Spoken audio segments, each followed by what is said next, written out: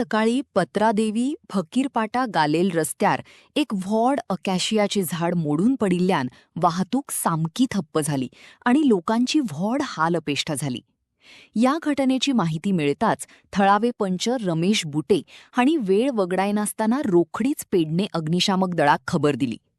अग्निशामक दळाच्या पंगडानं घटनास्थळार पाऊस मारून रोखडेच रस्त्यावेले झाड कापून रस्तो वाहतुकी खातीर मोकळो केलो.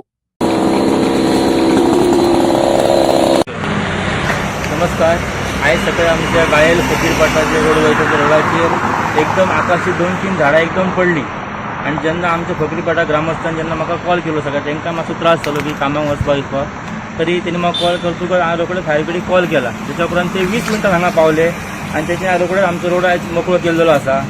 इतकेच बरें जालें की कोण गाडी बिडी नसताना ते झाड पडले की त्याचे कोणाचेर पडलेले तर आयज नुकसान जातलें आसलें. त्या कारण हांव फायर ब्रिगेड आमचो अशें बरें काम करता कित्याक नेक्स्ट टायम सुद्दां आमच्या रंगगड रोडाचेर झाड पडलेले तेन्ना हांवें फोन करून ते एक 10-20 मिनटां थंय पावले आनी ते रोड क्लियर केल्लो. पण हांव तेंचे खरोखर देव बरें करूं म्हणटा ती खरोखर अशें काम बरें करतात.